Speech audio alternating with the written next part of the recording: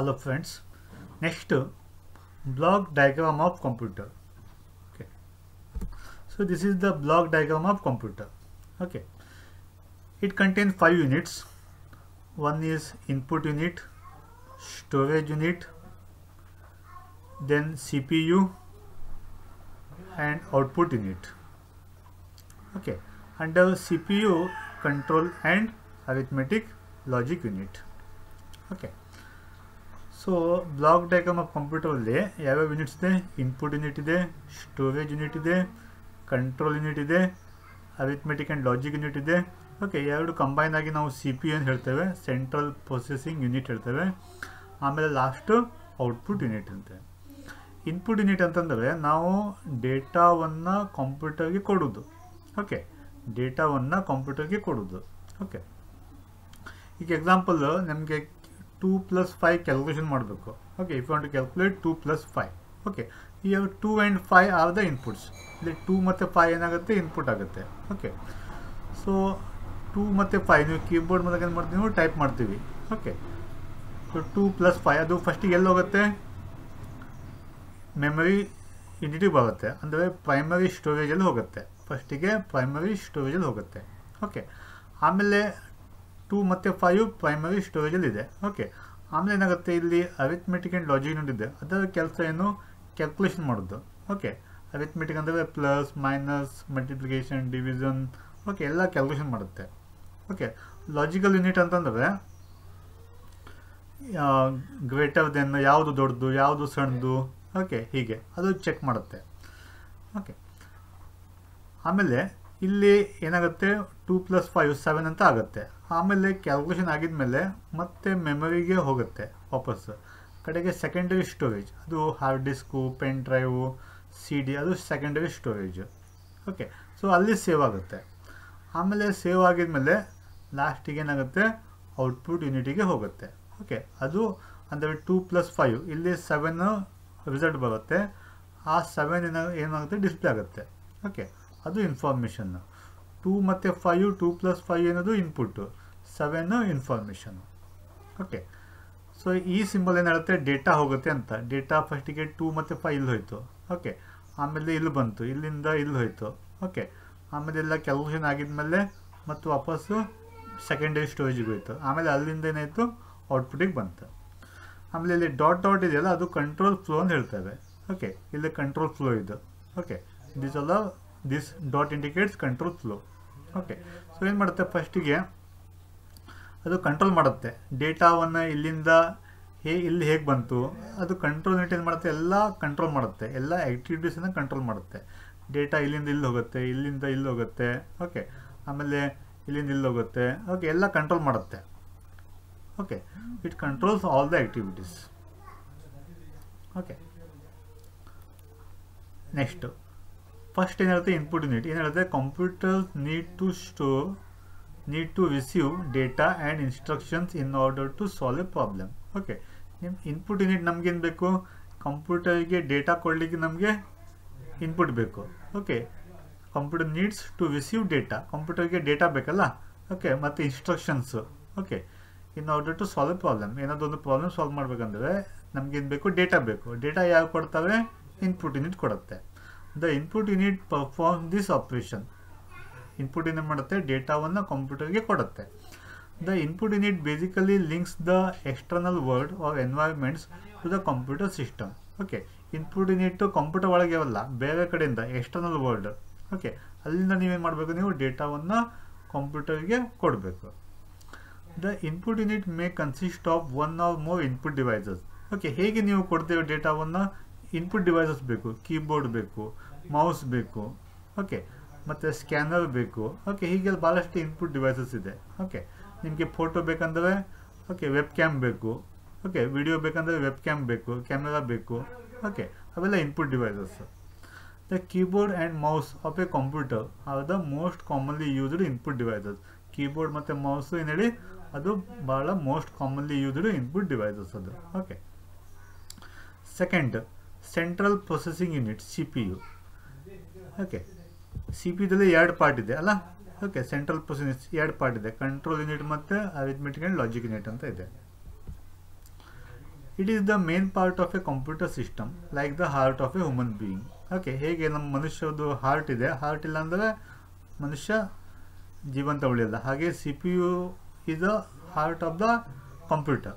Okay, so C P ಯುನಲ್ಲಿ ಕಂಪ್ಯೂಟರ್ದು heart ಇದ್ದಂಗೆ. ಓಕೆ, ಸಿ ಪಿ ಯು ಇಲ್ಲ ಅಂದರೆ ಕಂಪ್ಯೂಟರು ಕೆಲಸ ಮಾಡಲಿಕ್ಕಾಗಲ್ಲ, ಕಂಪ್ಯೂಟರ್ ಆನೇ ಆಗಲ್ಲ. Most computers are identified by the type of C P U that is present in them. Okay, so ಏನಿರುತ್ತೆ, ಸಿ ಪಿ ಯು ಕಂಪ್ಯೂಟರ್ ಒಳಗೆ ಇರುತ್ತೆ, ಅಂದರೆ ಕ್ಯಾಬಿನೆಟ್ ಒಳಗೆ ಇರುತ್ತೆ. The function of the C P U is to interpret the instruction in the program and execute them one by one. Okay, so ಏನಾಗುತ್ತೆ, ಭಾಳಷ್ಟು instructions ಇದ್ದರೆ one by one ಏನು ಮಾಡುತ್ತೆ, ಎಕ್ಸಿಕ್ಯೂಟ್ ಮಾಡ್ತಾ ಹೋಗುತ್ತೆ.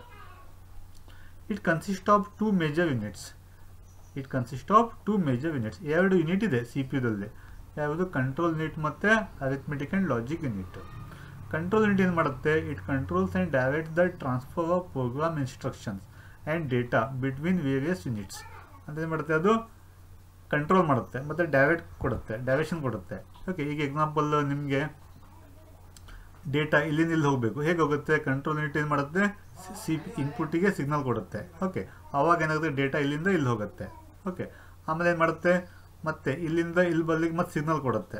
ಓಕೆ, ಅದೆಲ್ಲ ಕಂಟ್ರೋಲ್ ಮಾಡುತ್ತೆ. ಫಸ್ಟಿಗೆ ಇಲ್ಲಿಂದ ಇಲ್ಲಿ ಹೋಗಬೇಕು, ಇಲ್ಲಿಂದ ಇಲ್ಲಿ ಹೋಗಬೇಕು, ಆಮೇಲೆ ಇಲ್ಲಿ ಕ್ಯಾಲ್ಕುಲೇಷನ್ ಆಗಿದ್ಮೇಲೆ ಮತ್ತೆ ವಾಪಸ್ಸು ಸೆಕೆಂಡರಿ ಸ್ಟೋರೇಜ್ ಹೋಗಬೇಕು.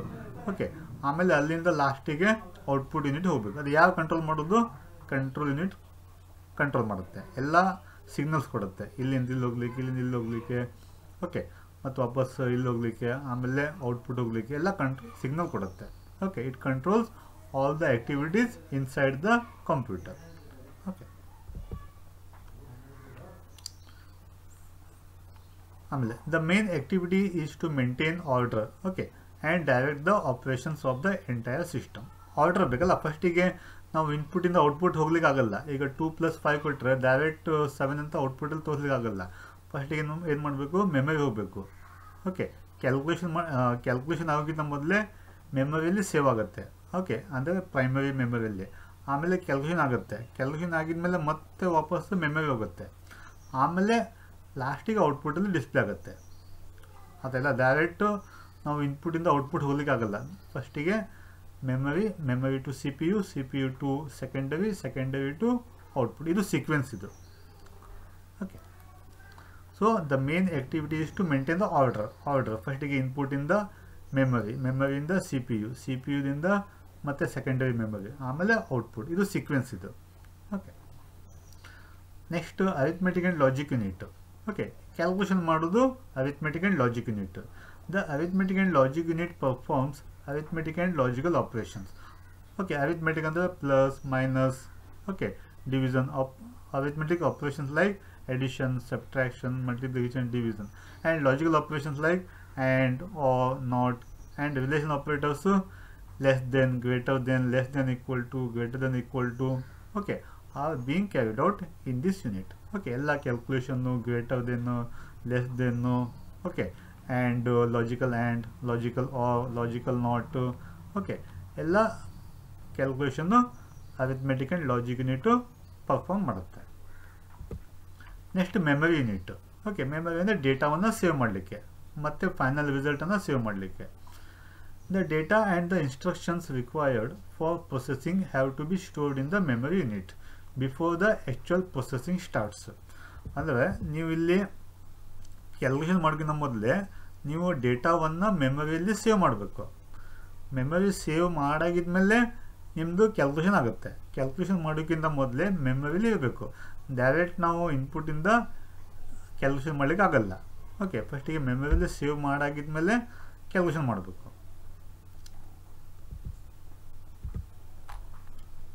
In a similar manner, the result generated from processing have to be preserved before it is displayed. ನೀವು ಡಿಸ್ಪ್ಲೇ ಮಾಡೋಕ್ಕಿಂತ ಮೊದಲೇ ಈ ರಿಸಲ್ಟನ್ನು ಮತ್ತೆ ಮೆಮೊರಿಯಲ್ಲಿ ಸೇವ್ ಮಾಡಬೇಕು. ಓಕೆ, ಆಮೇಲೆ ನೀವೇನು ಮಾಡಬೇಕು, ಡಿಸ್ಪ್ಲೇ ಮಾಡಬೇಕು. ಆಮೇಲೆ ಡಿಸ್ಪ್ಲೇ ಆಗುತ್ತೆ, ಡೈರೆಕ್ಟ್ ಡಿಸ್ಪ್ಲೇ ಆಗಲ್ಲ. ಫಸ್ಟಿಗೆ ಮೆಮೊರಿಯಲ್ಲಿ ಸೇವ್ ಮಾಡಾಗಿದ್ಮೇಲೆ ಡಿಸ್ಪ್ಲೇ ಆಗುತ್ತೆ. The memory unit thus provide space to store input data, intermediate result and final output generated. So ಏನಾಗುತ್ತೆ, ನೀವಿಲ್ಲಿ ಫಸ್ಟಿಗೆ ಇನ್ಪುಟ್ ಮಾಡಿದ್ದು ಹಾಂ, ಇಲ್ಲಿ ಏನಾಗುತ್ತೆ ಅಂದರೆ ಫಸ್ಟಿಗೆ ನೀವು ಇನ್ಪುಟ್ ಮಾಡಿದ್ದು ಪ್ರೈಮರಿ ಸ್ಟೋರೇಜ್ ಹೋಗುತ್ತೆ, ಆಮೇಲೆ ಅಲ್ಲಿಂದ ಅರಿಥ್ಮೆಟಿಕ್ ಲಾಜಿಕ್ ಯೂನಿಟ್ ಹೋಗುತ್ತೆ.